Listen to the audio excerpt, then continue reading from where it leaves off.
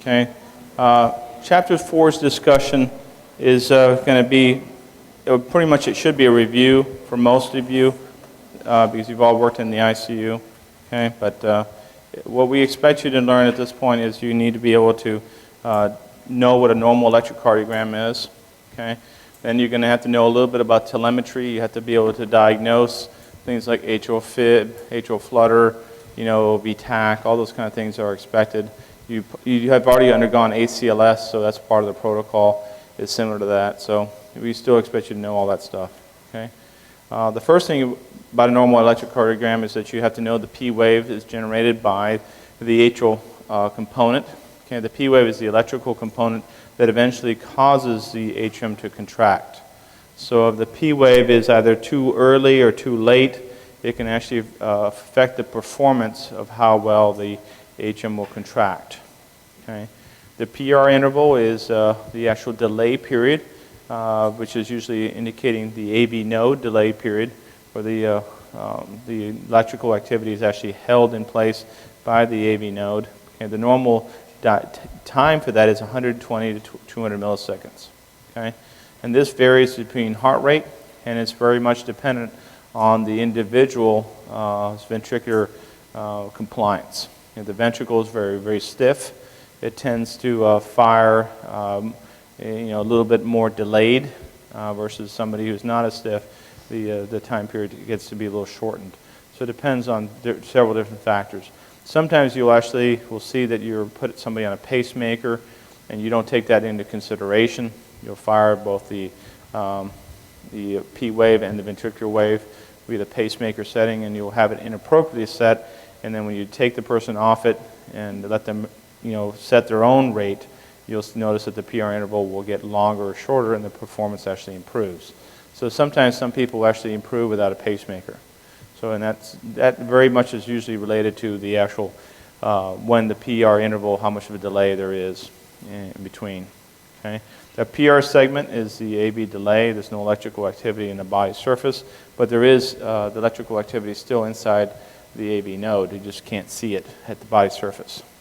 The QRS, which is what this is here, okay, is when the ventricle will begin to electrically fire and eventually contract. Okay. After the QRS phase, that's when you get the actual ventricular contraction to take place. Okay. The normal duration of a QRS is actually very short. It's anywhere between 60 to 100 milliseconds. Anything beyond that is considered prolonged, and it could be due to a conduction delay of some type. Okay, either a left or right bundle branch block, or a mini block. So there's different reasons for why the QRS gets prolonged. Eventually, we'll talk about the ST segments. Okay, the ST segments are very important because it tells you the degree of repolarization that's taking place in the heart. It also indicates to you ischemia or infarct. Okay, ischemia is downward. Okay, infarct is elevation, which we end up calling tombstoning, which looks like that. Okay, that's a bad sign. T waves indicate to you a repolarization that's taking place, so that has to do with potassium. So T wave is equal to potassium. Okay. If you see peak T waves, that means the person is hyperkalemic. If you see a person with low T waves, then they may be hypokalemic. Okay, so those are the things that you're looking for. Okay. Now, please make sure that we're talking about the electrical component of the heart right now. We're not talking about the contractility component of it. So even if you have somebody with a normal QRS at P and T wave, that does not mean that you have still contraction taking place. You can have a person in PEA, which is pulseless electrical alterans, which is basically you don't have any kind of electrical, so you have electrical activity but no contractility taking place. We used to call that, what's it called now? I forgot. PEA, then we called it electrical mechanical dissociation, EMD. So this is this generated wave, when you look at it, the heart, is generated by different portions. Okay? When you're looking at this QRS, P wave, T waves component, you're looking at basically different portions of the heart doing its own thing. Okay? If you lay out the heart, let's say in our shape here, Okay, right atrium. Okay, right ventricle. Okay, left ventricle. Sorry, left atrium, left ventricle. Okay. The first portion, which is the P wave, is generated up here in the right atrium. So the normal P wave action is composed of two parts.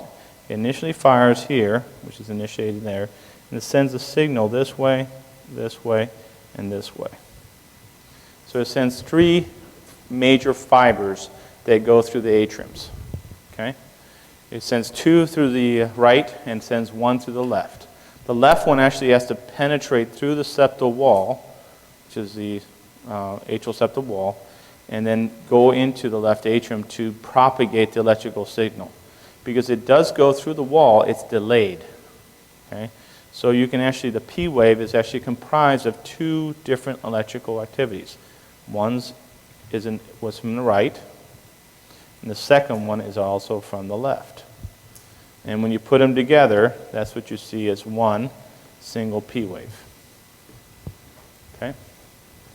Now, the reason I teach you this is because when you look at different of the EKG leads, okay, the way you think about an EKG is like looking at an elephant in different directions. Okay, it's still the same elephant, but you're looking at him in different directions. If you look at him head on, you'll see his trunk, his ears, his eyes. And if you go around the back, you'll see just his butt area, but you still know he's got trunks and ears. Okay? It's just you're looking at it from a different perspective. The EKG is just the same thing. Wherever I put the arrow at, that's what I'm actually looking at. Okay? So if I look at it from a different direction, okay, sometimes a P wave will actually look like this. How many of you have seen that? And that's normal.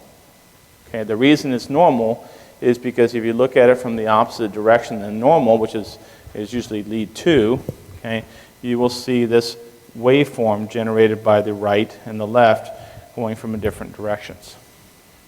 Okay?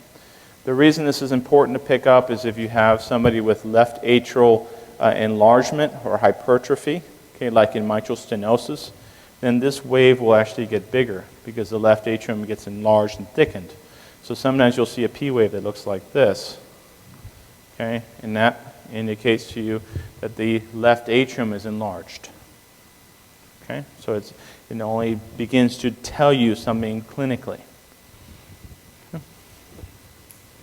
Now, the electrical activity after it generates and it goes through these conduction fibers, the reason it works the way it does is the cells that are right next to these conduction fibers are not connected via neurotransmitters. They're actually connected to them via gap junctions. Okay, so the heart muscle is attached to these conduction fibers via these little protein channels, and as the electrical activity runs through that, it spikes the cell next to it with electrical potential, and it lets it reach threshold. And once it reaches threshold, then that muscle will begin to contract. Okay? The atrium and the ventricle are separated electrically. They basically have a capacitor in between, which means that you have like an insulator, in between. So it protects the ventricle below to fire without it having first to go through the AV node. The AV node is a specialized tissue that holds the electrical charge for a certain period of time before then propagates it into the ventricle. So that delay period is very important because you need to have the atrium to contract. That's a physical effect, and anything physical takes time, versus electrical is very fast. Flip a switch on in this room, you get the lights on instantaneously. Okay? But the next component, which is the contraction to follow, takes time. And for that to take time to empty fully takes between, maybe 60 to 120 milliseconds to be effective. Okay? Not enough delay, too short, then the atrium can't contract and really pump the volume into the ventricle to fully fill it up prior to contraction. Okay? Once at this point, the mitral valve and the tricuspid valve are open doing the P wave already because it's been open for a while, actually.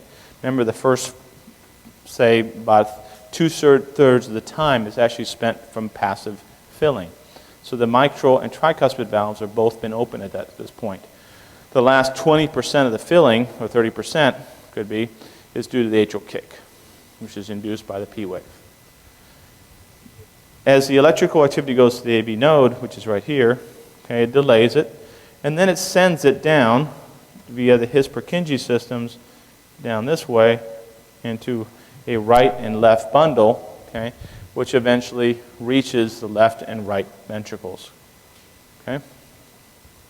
That's what generates the QRS. So the QRS is an electrical potential generated by the His-Purkinje fibers. Okay? Once this area fires, the muscle around it will contract.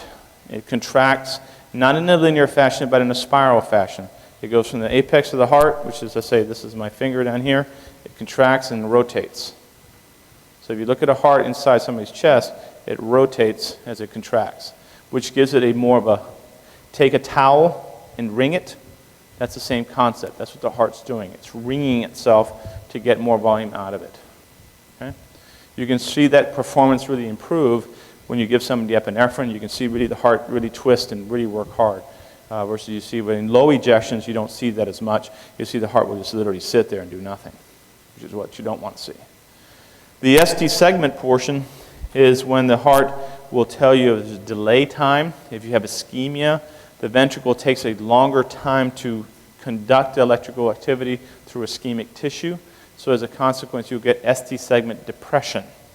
So ST segment depression is an indication of ischemia, not necessarily infarct. Okay? Unfortunately, it can take up to 20 minutes to see that effect. Okay, so sometimes if you see ST segment changes, you're really behind the 8 ball. Okay? If you see injury pattern, then it'll begin to elevate, okay, and it'll do what's called tombstoning, and that's injury pattern. Okay? Over time, when you get scarification taking place, then you'll get what's called Q waves. Okay? And you see Q waves are indicators of a prior infarct in a patient. Okay? As for the T wave, that's when repolarization is really taking place. So the T waves indicate potassium, which is the electrical component. That's the protein that's actually, the protein channel is opening during that time period. That indicates to you the degree of potassium levels you have in the patient. If you see peak T waves like this, that means somebody's hyperkalemic. Okay? If you see small T waves, it indicates more of a problem with hypokalemia. U waves sometimes are seen. Usually that's associated with calcium, which we're not going to talk into that too much right now. Now, so the flow of current through the heart goes in the cardiac cycle, goes into the P wave, which generates atrial contraction, then the AV node delay, which eventually then causes a QRS firing, which causes a ventricular contraction to take place. The electrocardiogram leads that we use to actually monitor the patient can be 2 lead patterns. One's the anterior lead, which is if you take the chest and basically put a piece of paper on it, those are considered the anterior leads. Anything that lays on the paper against your chest is the anterior leads. Okay? The other leads, which we call the V1 leads, are placed like this in you. Okay? So it's a 2-dimensional plane you're working from. One's on this plane, which is the anterior leads, and then the ventricular leads are in this plane, cutting you in half. Okay? Lead 1 is always going from the right arm to your left arm, white to black lead. Okay? That's universal. And I know some of you worked in different units where they actually flip these. Don't know why they do that, because that's not the way you're supposed to do it. Okay? You're supposed to have the white lead always on the right arm, followed with the black lead, white lead on the right arm, and black lead on the left arm. Okay? That will induce a line to be created through your chest, which is going in that direction, which we call lead 1. Wherever the arrow is pointing is the positive side when you're looking at the electrical component. Okay, so wherever the arrow is pointing, that's where the positive component is going to be. Okay? The other thing is, if you want to look at something, you need to put the arrow on it. Okay? So lead 1 is basically going across this way, across my chest. Is that really going to look at arrhythmia potential? And the answer is no, because it's not following the normal axis of firing. Firing is going from here to here to here. So the axis that I'm looking at is that way for any kind of arrhythmia, which is lead 2. Lead 2 generates from the white to red lead in the left leg. Okay? And that one is the arrow that goes through your chest. And actually, there's two ways of placing the white lead. One is anteriorly or posteriorly on your back. The actual optimum way of looking at the heart to see the best arrhythmia potential is actually by putting the white lead in the back of the shoulder. That shoots the arrow through the heart more efficiently. Okay? So you'll see it more easily that way. The lead 3 is going in this way. Okay? It's going opposite my line of axis, so usually it's not the best one to pick up arrhythmias. That's black lead, black left arm to red on the lower leg. Okay? AVF are augmented leads, AVL and AVR, which is what these are. These are leads that are basically placed by the computer artificially. Okay, it's not, in the old days what we used to do is we used to take a probe and move it around physically. The computer can actually figure out the vectors in between and do what's called augmented leads. Okay? Augmented leads are at 30 degrees. Okay? Sorry, the AVF, which is straight down, which is 90 degrees. Okay, the other one is AVR, and then you have AVL. Okay? The way you remember these is imagine you put the piece of paper against your chest, and which way is my finger pointing this way? It's my left arm, so that is AVL. Okay? I'm pointing at my foot. That's AVR. AV foot, AVF. Okay? And then if I put my right arm out, that's AVR. Okay? Now, how many people have played Battleship? Most people, good. Okay, so that'll make this explanation a little bit better. Okay? One of the things that you're going to have to know is what's called a normal axis. Okay? We'll go into that in a minute. We'll come back to the ventricular leads. The ventricular leads are taking the piece of paper and cutting your chest in half and then opening up the chest and looking at the heart through the top. Okay, or from the bottom if you want to look at it that way. But it's literally a plate that's sitting on inside your chest. Okay? This gives you the ability to look at the heart, okay, in the way it's lying. If I look at the heart from above, here's the spinous process, okay, the transverse process, the spinous process. Then you have the ribs attached to it, sternum here. Okay, your heart is here.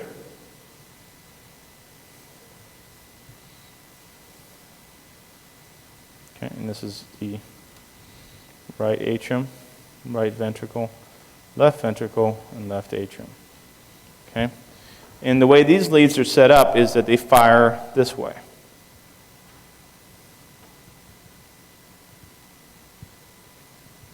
V1, V2, V3, V4, V5, V6. Okay? So if I want to look at the anterior part of my chest, which is my right ventricle, it's going to be V1, V2, okay, and V3 possibly.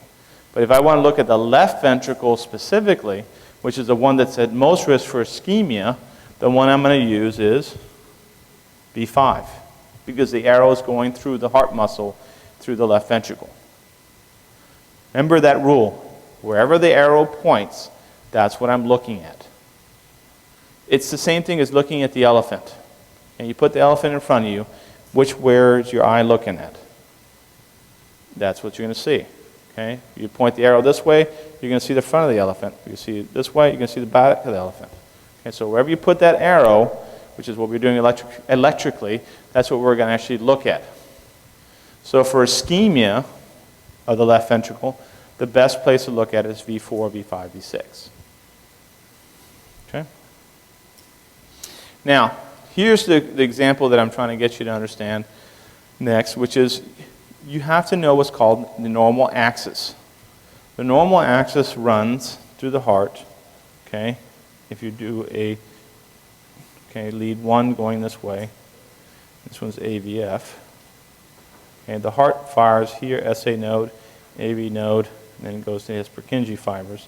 So the overall electrical firing rate is going in this direction for the QRS. Okay? When we look at axis, we don't care about the P wave. We're only looking at the QRS. That's why I put the point at at 0 point as the AB node, because that's what's actually generating the electrical activity to the ventricle. Okay? So normally you should be around 60 degrees. Okay? This is 0, and going this way, and it's the clock. So you're going clockwise, but the starting point is 0 here. It's not above us. Like normally we think about a clock, it starts at 0 up here. It's not that case when we're talking about the heart. We're talking about the 0 point is across my arm where I'm pointing at, which is lead 1. If I go 30 degrees, that's plus 30, plus 60, plus 90, plus 120. And I keep going every 30 degrees until I eventually come all the way around. Okay, the other way of saying it is negative 30, negative 60 in this direction if I go that way. The normal axis for a human being is about plus 60, which is right around here.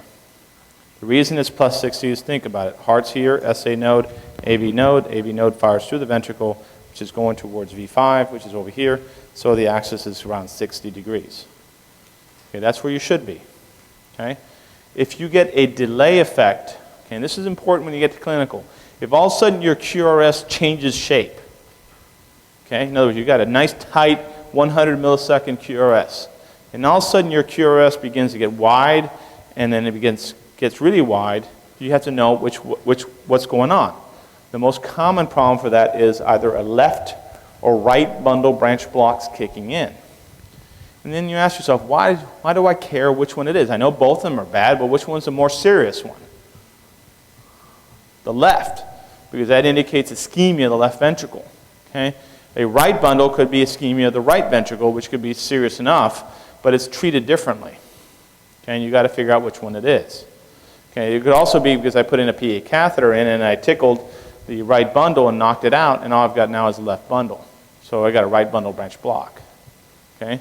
Whichever way I have a block, it delays the electrical signal, because the electrical signal is still going to get to the other side of the heart, but it's not going to do is use it with using the conduction fibers. It's going to use the myocardial cells to do it. So it's going to be delayed. Okay? So a left bundle branch block rotates the axis from here to the left. Okay, so it goes into the left axis region, which is up in this area, minus 30 or something like that. Okay? If I go from plus 60 to plus 120, then that's a right bundle branch block possibly. Okay, it's also considered a right axis deviation change. And that's all I want you to know the difference. Okay? I'm not going to ask you specifically for the actual measurement, but I have to ask you to figure that out. How do you figure it out in clinical? Okay, the fastest way to figure this out is by looking at leads 1 and ABF. Okay? So take lead 1, and then take a look at lead ABF. Okay? And the wonderful thing about our machines in the operating room now is that we can go onto our screens and hit a button, hit 3 buttons, and we're into a 12 lead EKG, at least part of it. So you can see almost 90%, well 60% of all the leads. So you can easily see AVF and lead 2 on there, lead 1 as well. Okay? The next thing you look at is you look at the actual QRS. You don't look at the P wave, you look at the QRS. You should see in lead 1 that the QRS should be like this, positive. Okay? Overall, if you had to draw a line, this is negative and this is positive. What is that electrical activity? It's positive. Okay? If you want to say height, 1, 2, 3, 4, 5, 6. There's 6 boxes. We're going to go 6 boxes, say 1, 2, 3, 4, 5, 6. So we're going to put our little dot here. Okay? And it's like playing Battleship. Okay? In this case, we're going to call it F, because it's 6 out. A, B, C, D, E, F. Okay? And then I'm going to say, okay, now I'm going to look at ABF. ABF, when we look at the QRS, it's doing the following. Okay? What is that? Positive or negative? It's positive. Okay? So in this case, the arrow is pointing almost to positive. So in this case, I'm going to say another 5 down. 1, 2, 3, 4, 5. We're going to create a point here, and we'll walk it across, just like in Battleship, to create a point, and then you're going to draw a line to it. And that axis is in the normal range. That's plus 60. Okay, so that person's okay. And that should be all right. Now, on the other hand, let's say we have a flip. Let's say the person does the following. Let's say now the individual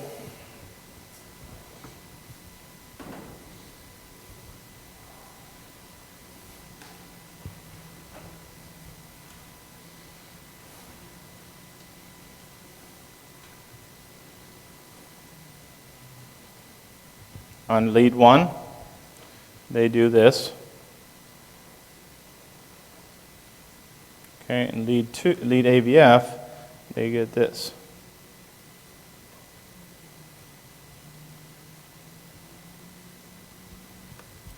In lead 1, it's mostly still what?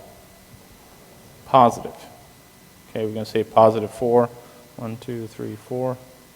What about AVF? It's mostly negative, so it's going to go this way now. 6 up here. Put out your line. So which way is that rotating? Left axis deviation. It's rotating with your hand here, going here. So it's a left axis deviation. Okay, so that's most likely going to be what? Possible left bundle branch block. It doesn't always have to be, but it usually is. Okay? If on the other hand you get a right axis deviation, lead 1 would be negative, okay, and the AVF would still stay positive, so it would shift out this way. That would be a right axis deviation. All right. The reason we teach you this is to try to understand that the heart, when you look at an EKG, it's indicating to you in sectors the heart that is being perfused as well as the myocardium that's contracting and causing electrical activity. Okay? When you look at different portions of the heart, you're essentially looking at associated coronary blood flow. If you look at the heart into basically 3 segments, we're going to call it the inferior wall, the anterior wall, and the lateral wall. Okay? If you look at the inferior wall, okay, this is looking at it from anterior lead. This is the right atrium. The coronary artery coming off here, supplying this area and going back, okay, and that's the RCA. Okay, so the RCA provides the inferior wall with blood flow, and the inferior wall is the right ventricle. So if a cardiologist tells you that the patient has RCA disease, where are you going to look? You're going to put the arrows over it to look for ischemia. So the areas that you're going to look at mostly are leads 2. That's right. Leads 2, 3, AVF, and 3. So that's why you look at the inferior wall with those 3 leads. That's where the arrows are pointing, so that's where you're going to be able to see the inferior leads for RCA problems. Make sense so far? Okay. Now, how about the anterior wall? The anterior wall is this way. So you're now no longer talking about the anterior chest leads, but you're looking at through the leads that are pointing outwards to you. Okay. In this case, the leads that are coming outwards to you would be in this direction. Okay. Which I'm going to flip this now on you.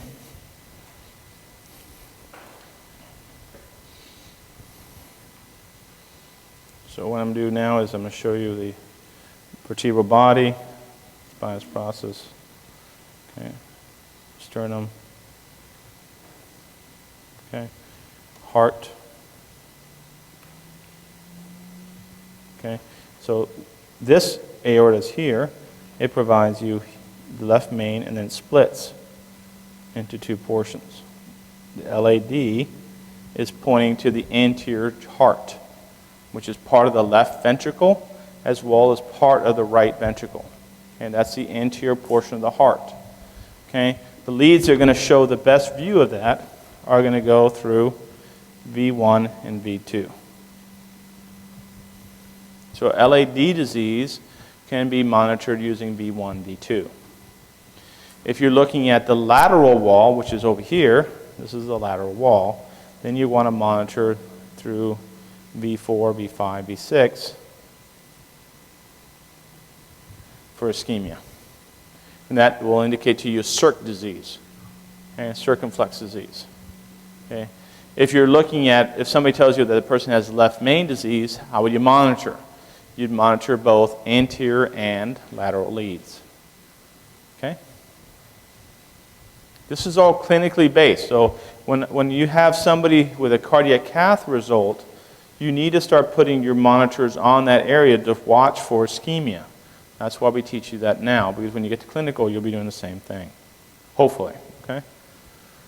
So the principles of vector analysis I'm going to skip because I just sort of went through with what I was trying to show you, which is this. Okay, this is a two-dimensional plane. Always remember where the arrows are pointing, because that tells you positive. That's lead 1. Okay, that's lead 2, and that's lead 3. And AVF is down here. AVR is over here, and AVL is over here. Okay, those are the positive directions. You got to know those. Okay, vectorial analysis normally doesn't. We don't take atrial depolarization into consideration, as really we listened to said the ventricular depolarization, which is a QRS. That's really where we're paying most of our attention for when we talk about axis. Okay, you can also talk about ventricular repolarization as a T wave, but then you look at the T wave. Okay, the normal QRS is 5960 degrees. So I've showed you before. The actual axis is over here. Okay, the range in this drawing shows you that the minus 30 to plus 105 is a normal range. So in between this green line, this green area, that's all considered normal. Okay, changes in axis deviation could be due to a bundle branch block, okay, of one type or another. If you're a right axis deviation, that tends to be a right bundle branch block. Okay. If you're up in the left axis, that tends to be a left bundle branch block. The other thing that will shift the axis to will be hypertrophy of the muscle. If you get ventricular hypertrophy, the most common is the left, so you will tend to get into a left axis deviation from that. Okay? You can also get changes in the heart position due to a tamponade, okay, or due to pneumothorax. That can also change your axis deviation as well. Okay? So what will happen is I'll give you two things to look at. I'll give you the AVF and lead 1 to try to figure out what axis deviation you're at, and then I'll tell you is it right or left bundle branch block possibly. Conditions that cause abnormal voltages is the next component. Okay? If the voltages we're talking about tends to be not the P wave, but so much as a QRS. Okay? The QRS height will tell you a lot of things. Okay? The bigger the QRS height, it usually indicates more hypertrophy of the muscle. So if you see very large QRS heights, it means that the ventricle is enlarged on you. On the other hand, if the ventricle is thinning out due to dilation, then the QRSs get smaller. The other thing that will also make the QRS smaller will be cardiac myopathies. Things like fluid around the heart, which basically affects electrical activity from actually getting to your skin, will also appear to be smaller. So there's cardiac tamponade, pleural effusions. Patients with a lot of air in their lungs as well, which like a COPD, will also show this. And a patient with a pneumothorax will also show this as well. Prolonged and bizarre patterns of the QRS you'll see from cardiac hypertrophy, cardiac dilation as well. If you have a Purkinje system block, which is what I talked about, left or right bundle branch block, or if you actually have heart attacks and cardiac injury. Stop there and give you guys a 10-minute break, and we'll start back up on this.